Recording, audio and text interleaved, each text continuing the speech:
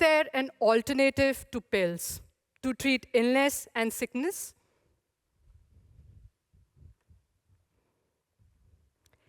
Can we really look inside our not-so-little brains and see what happens there?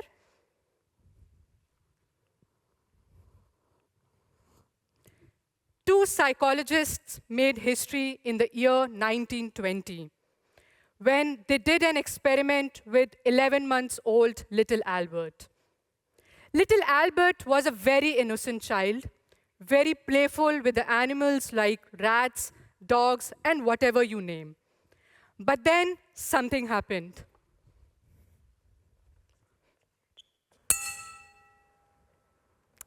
They discovered that Albert was scared of the loud noises.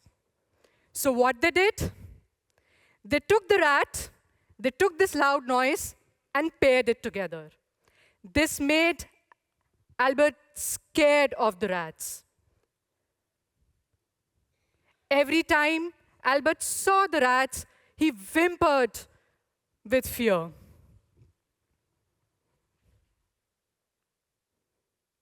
Cruel, is it? However, in the real life, a lot of us have this kind of trauma or fear.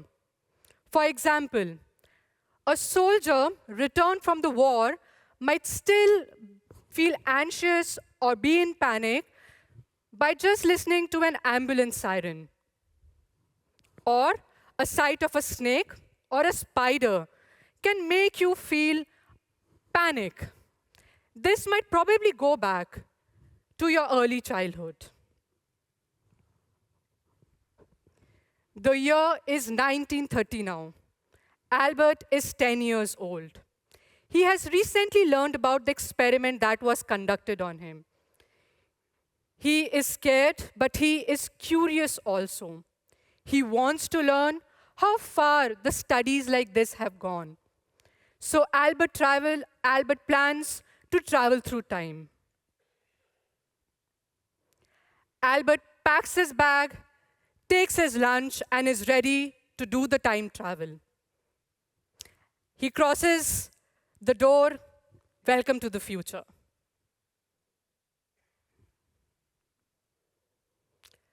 First, Albert stops at the late 1950s. The world is still recovering from the damages of World War II. USSR has launched Sputnik 1 in the space successfully. Scientists have discovered the double helix structure of DNA. This is a modern era of science and technology. The first stop Albert makes is in US. The scientists here tell him that today the scientists take a stimuli, for example, a blue lamp. They give electric shock, ouch, again, scientists can be cruel, and they want to see if participants are scared or not. They then played a trick. They took another stimuli, say a yellow lamp, and now they wanted to see if, again, it evoked a fear or not.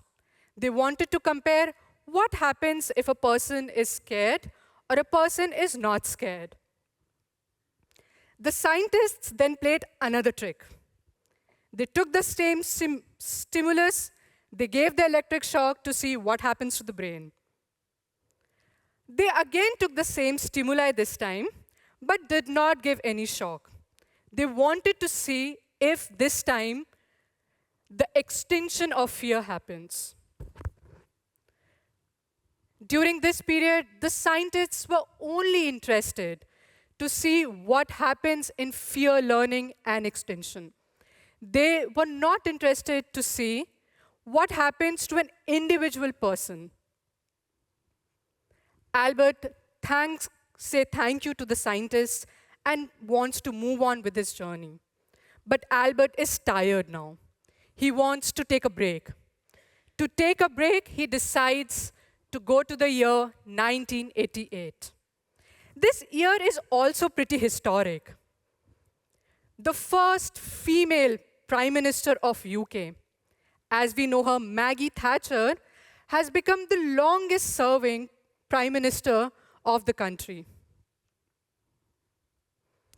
During his journey, as he was about to leave, he meets another scientist who was again a traveler called Dr. Isaac Rabi. Dr. Rabi is a 1944 Physics Nobel Prize winner. He is the reason that we have a machine called magnetic resonance imaging, or as we know it as MRT. Dr. Rabi tells Albert that now we can take the human beings into the huge magnet and can get their brain images. Albert was fascinated. Wow, super, toll. And he wanted to take his own brain images. Dr. Rabi obliged, and Albert got to see his own brain images.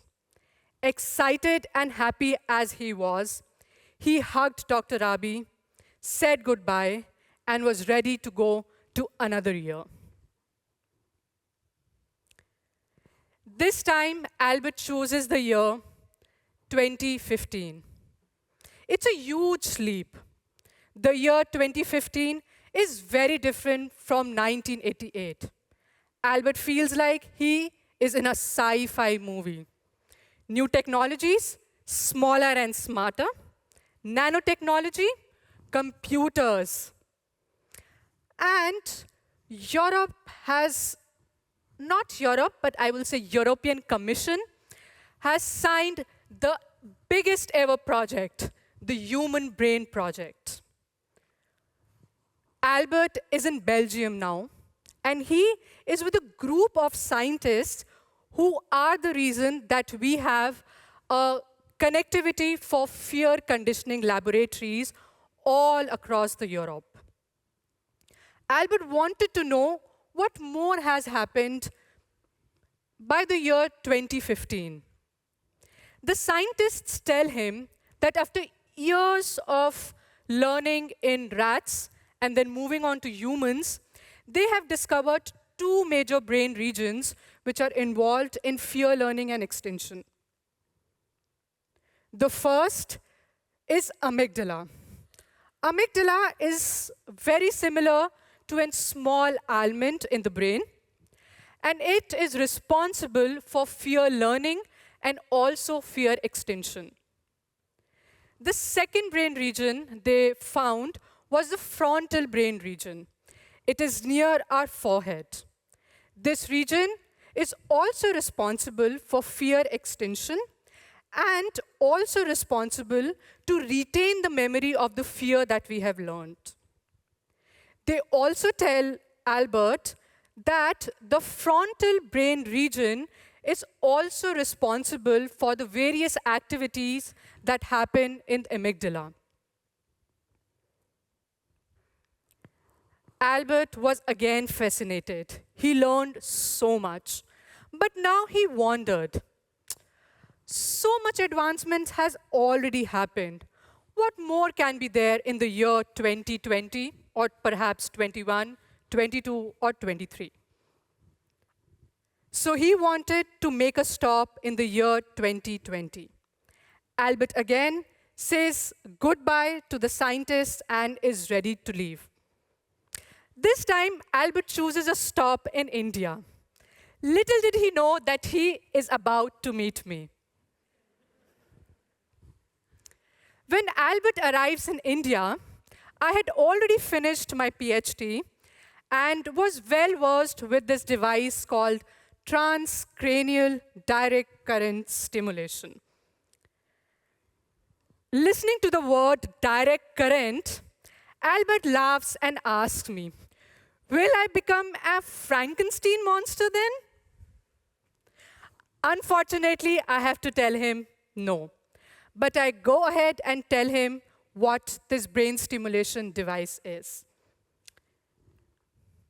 This device is just like a little battery. It has a positive and a negative end. When positive current is given to the brain gets really excited. Yoo-hoo! But when negative current is given to the brain becomes very shy, as I was before coming out of the stage. The next thing that Albert asks me is like, yeah, this is super fascinating, but what can we do with this device? Can we stimulate a specific brain region, say the frontal brain region, and see what happens in fear extinction and learning? If so, how can we locate this brain region? To this second question, I tell him, it's really simple. We have a brain measurement system. Just take this brain measurement system, and voila, you have how you place your electrodes. And it's really simple. Albert was able to do it. For his second question, I tell him that to know more about fear extinction and learning, he must come to Deutschland. And he must meet Onur, fear extinction expert, and my supervisor, Michelle Nietzsche. Albert says thank you to me and is ready to leave. Again, little did we both know we are going to meet again in Dortmund, Deutschland. For this time, Albert chooses the year 2023, and I'm here. Albert is in IFADO now. He is meeting Onur and my supervisor. During the meeting, I am called to show the little guest my experiments. I walk into the office. I look at Albert. Albert looks at me. And we laugh and break into our little chicken dance. Calming down a little bit, I take Albert to our MRT lab and show him what we do. So I tell him that we call healthy participants for our study, and the study goes on for 3 days. On the first day, we show them 2 stimuli.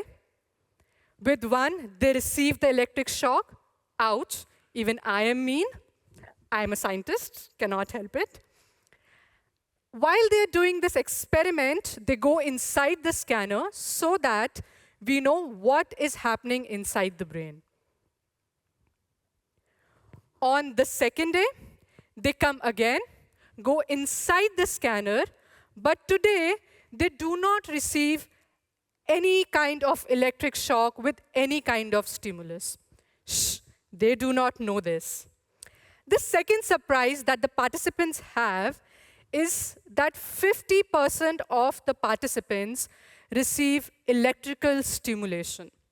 And the stimulation is given at the frontal brain region. Like I told you, that it is also responsible for the activity of amygdala. On the third day, we call them again. They go inside the scanner, receive the same 2 stimuli, but today, no shock, no stimulation. And this is the end of the study. During his entire journey, Albert learned what is brain stimulation, how far we have come about learning fear extinction, and how can we see what happens in our not-so-little brains. Albert was really happy. He learned so much. He was hopeful of the future. But, okay. So Albert is ready to say goodbye. But it is late, okay? So yeah, Albert wants to meet everybody for the last time. Albert is ready to say goodbye. It's late. He says, thank you to me once again, with the promise to return again.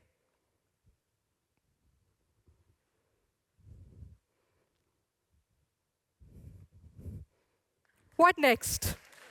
Wait, wait. What next? What next? Did we learn what happens to our participants? Did they learn fear extension? Since you clapped, maybe I'll tell you the next time. Did brain stimulation really work? Again, since you clapped, also for the next time. Are there more brain regions involved in fear learning? Perhaps also for the next time. Thank you.